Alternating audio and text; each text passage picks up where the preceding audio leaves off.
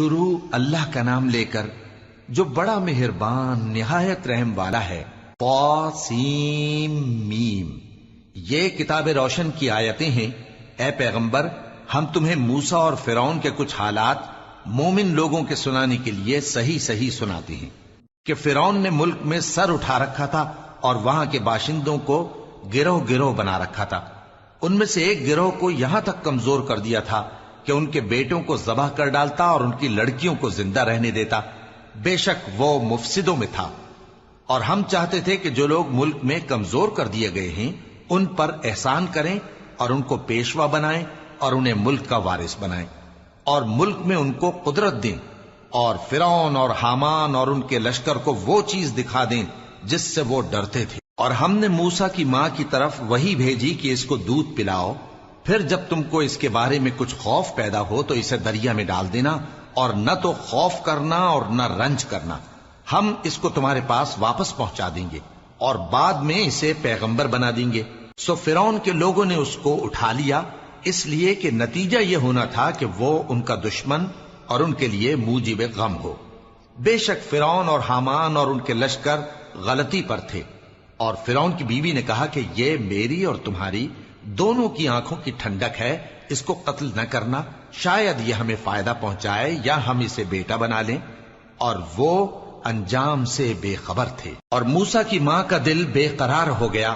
اگر ہم ان کے دل کو مضبوط نہ کر دیتے تو قریب تھا کہ وہ اس غم کو ظاہر کر دیتی۔ ہم چاہتے تھے کہ وہ مومنوں میں رہیں۔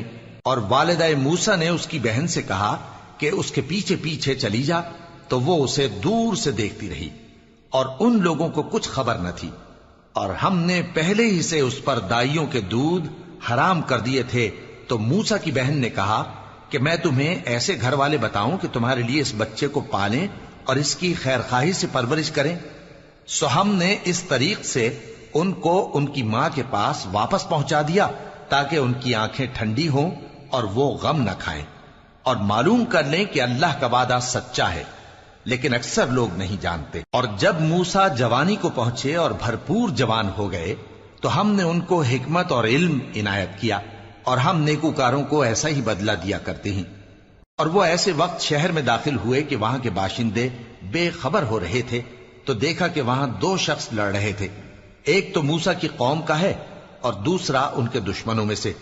تو جو شخص ان کی قوم میں سے تھا اس نے دوسرے شخص کے مقابلے میں جو موسیٰ کے دشمنوں میں سے تھا مدد طلب کی، تو موسیٰ نے اس کو مکہ مارا اور اس کا کام تمام کر دیا۔ کہنے لگے کہ یہ تو شیطانی کام ہوا، بے شک وہ انسان کا دشمن ہے، کھلا بہکانے والا ہے۔ بولے کہ اے پروردگار، میں نے اپنے آپ پر ظلم کیا، سو تو مجھے بخش دے۔ تو اللہ نے ان کو بخش دیا، بے شک وہ بخشنے والا ہے، مہربان ہے۔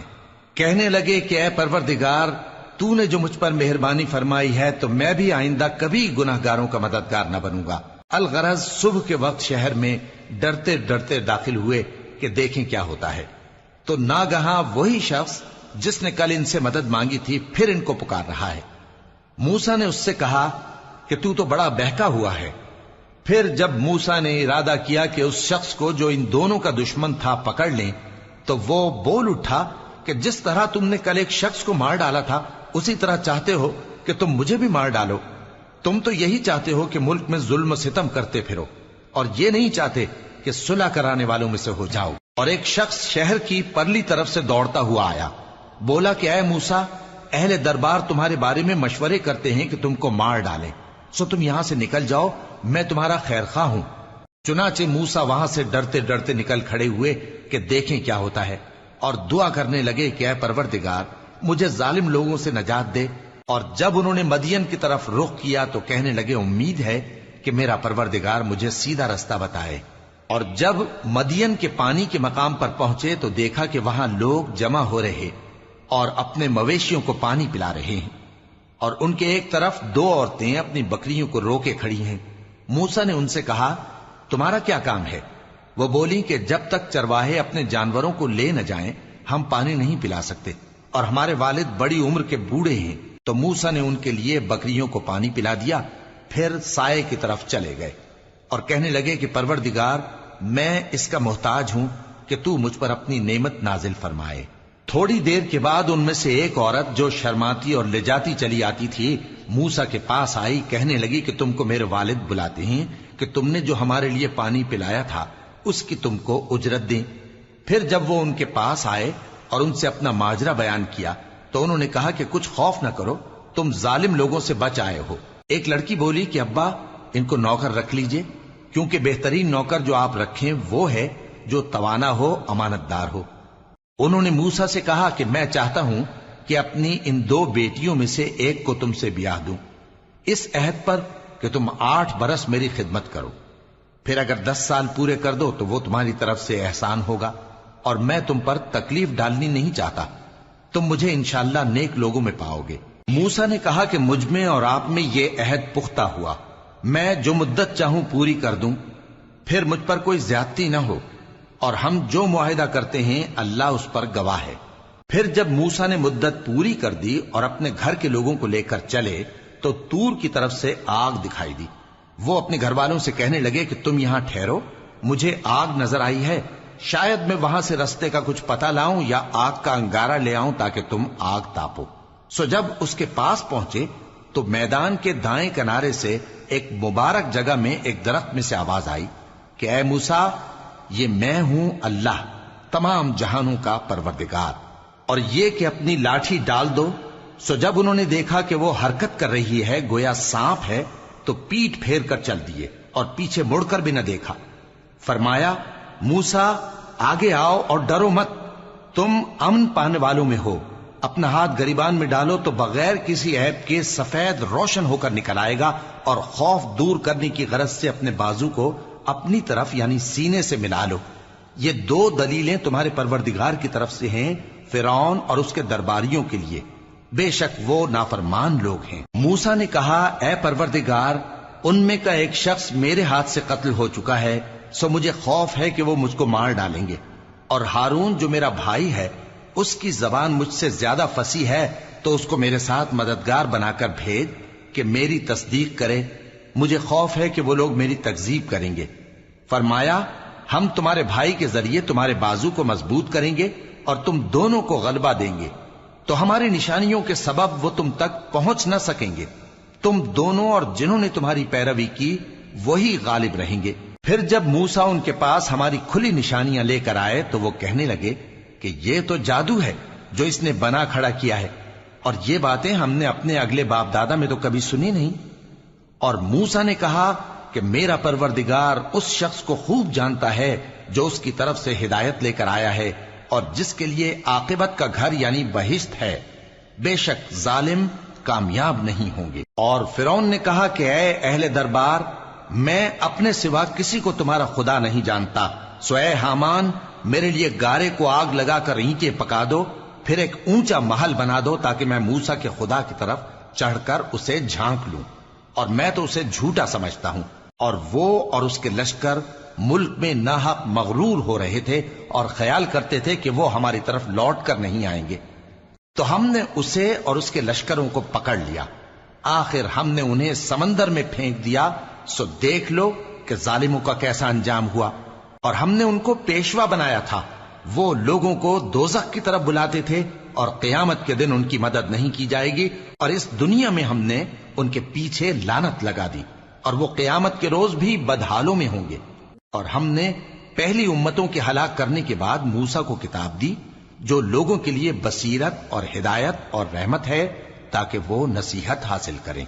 और जब हमने मूसा की तरफ हुक्म भेजा था तो तुम तूर की मगरिबी जानिब नहीं थे और न इस वाक़े के देखने वालों में थे, लेकिन हमने मूसा के बाद कई उम्मतों को पैदा किया, फिर उन पर एक लंबी मुद्दत गुजर गई, और न तुम मदियन वालों में रहने वाले थे कि उनको हमारी आयतें पढ़ पढ़ कर सुनाते थे, और हां, हम ही तो पैगंबर भेजने वाले थे। और न तुम उस वक्त जबकि हमने मूसा को आवाज दी तूर के किनारे थे, बल्कि तुम्हारा भेजा जाना तुम्हारे परवरदिगार की रहमत है, ताकि तुम उन लोगों को जिनके पास तुमसे पहले कोई खबरदार करने वाला नहीं आया खबरदार करो, ताकि वो नसीहत हासिल करें।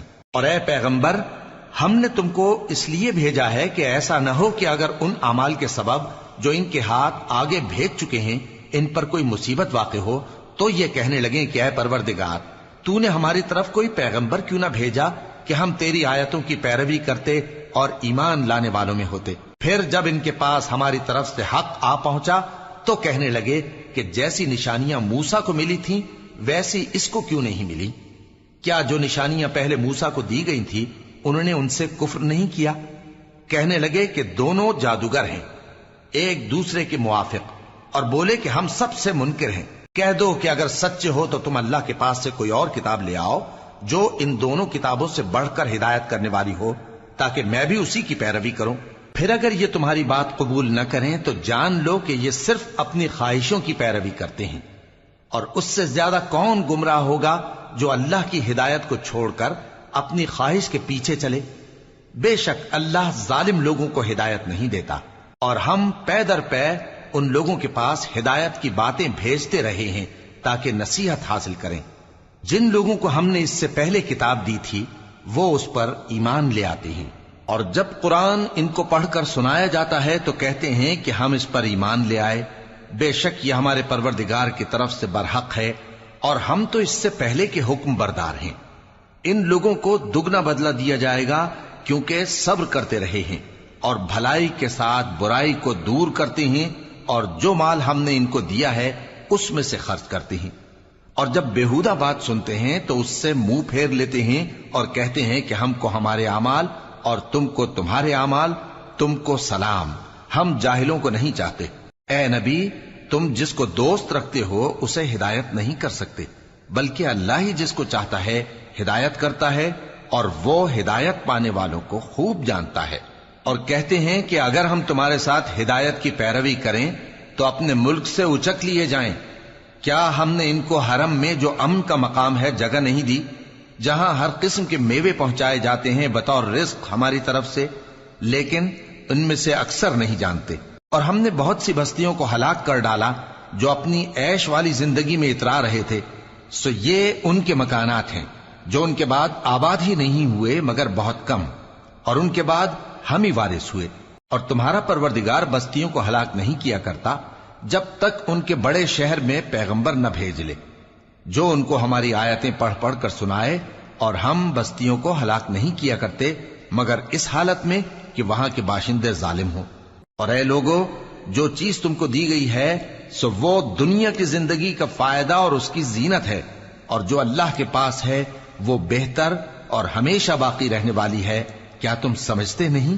بھلا جس شخص سے ہم نے اچھا وعدہ کیا اور وہ اسے حاصل کرنے والا ہے، تو کیا وہ اس شخص کا سا ہے جس کو ہم نے دنیا کی زندگی کے فائدے سے بہرہ مند کیا، پھر وہ قیامت کے روز ان لوگوں میں ہو جو گرفتار کر کے حاضر کیے جائیں گے؟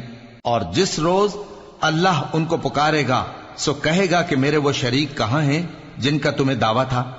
تو جن لوگوں پر عذاب کا حکم ثابت ہو چکا ہوگا وہ کہیں گے کہ اے ہمارے پروردگار، یہ وہ لوگ ہیں جن کو ہم نے گمراہ کیا تھا، اور جس طرح ہم خود گمراہ ہوئے تھے اسی طرح ہم نے ان کو گمراہ کیا تھا۔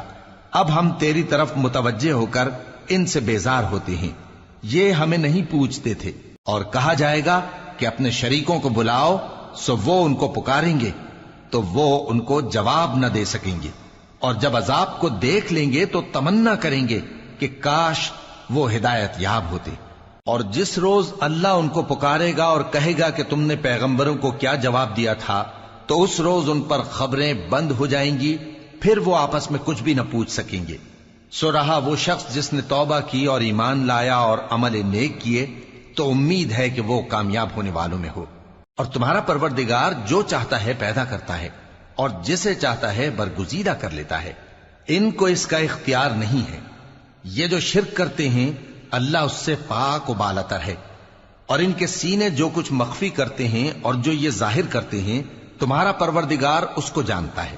اور وہی اللہ ایسا ہے کہ اس کے سوا کوئی معبود نہیں، دنیا اور آخرت میں اسی کی تعریف ہے اور اسی کا حکم چلتا ہے، اور اسی کی طرف تم لوٹائے جاؤ گے۔ کہو بھلا دیکھو تو اگر اللہ تم پر ہمیشہ قیامت کے دن تک رات کی تاریکی کیے رہے تو اللہ کے سوا کون معبود ہے جو تم کو روشنی لا دے؟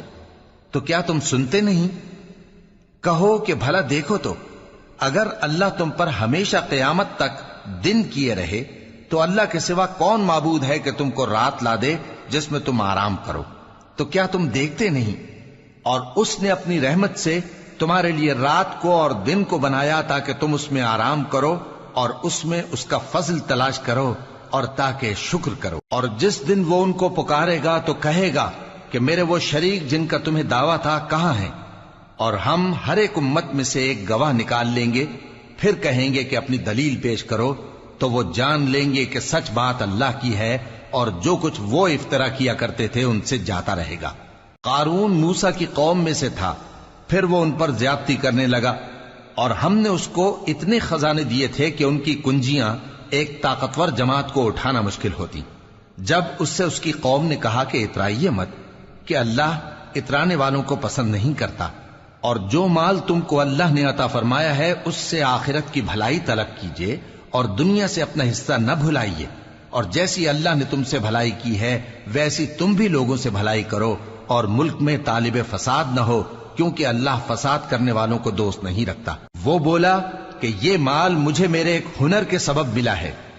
کیا اس کو معلوم نہیں تھا کہ اللہ نے اس سے پہلے بہت سی امتیں جو اس سے قوت میں بڑھ کر اور جمعیت میں بیشتر تھیں ہلاک کر ڈالی تھیں، اور گناہگاروں سے ان کے گناہوں کے بارے میں پوچھا نہیں جائے گا؟ تو ایک روز قارون بڑی آرائش اور ٹھاٹ سے اپنی قوم کے سامنے نکلا۔ جو لوگ دنیا کی زندگی کے طالب تھے کہنے لگے کہ جیسا مال و متاع قارون کو ملا ہے کاش ایسا ہی ہمیں بھی ملے، وہ تو بڑے نصیب والا ہے۔ اور جن لوگوں کو علم دیا گیا تھا وہ کہنے لگے کہ تم پر افسوس، مومنوں اور نیکوکاروں کے لیے جو ثواب اللہ کے ہاں تیار ہے وہ کہیں بہتر ہے، اور وہ صرف صبر کرنے والوں ہی کو ملے گا۔ پس ہم نے قارون کو اور اس کی حویلی کو زمین میں دھسا دیا، تو اللہ کے سوا کوئی جماعت اس کی مددگار نہ ہو سکی اور نہ وہ بدلہ لے سکا۔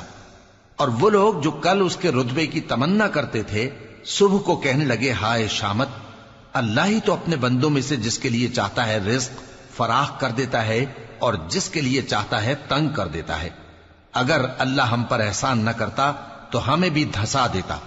ہائے خرابی، کافر کامیاب نہیں ہوتے۔ وہ جو آخرت کا گھر ہے ہم نے اسے ان لوگوں کے لیے تیار کر رکھا ہے جو ملک میں ظلم اور فساد کا ارادہ نہیں رکھتے، اور انجام نیک تو پرہیزگاروں ہی کا ہے۔ جو شخص نیکی لے کر آئے گا اس کے لیے اس سے بہتر صلہ ہوگا، اور جو برائی لائے گا تو جن لوگوں نے برے کام کیے ان کو بدلہ بھی اسی طرح کا ملے گا جس طرح کے وہ کام کرتے تھے۔ اے پیغمبر، جس اللہ نے تم پر قرآن کے احکام کو فرض کیا ہے وہ تمہیں پہلی جگہ لوٹا دے گا۔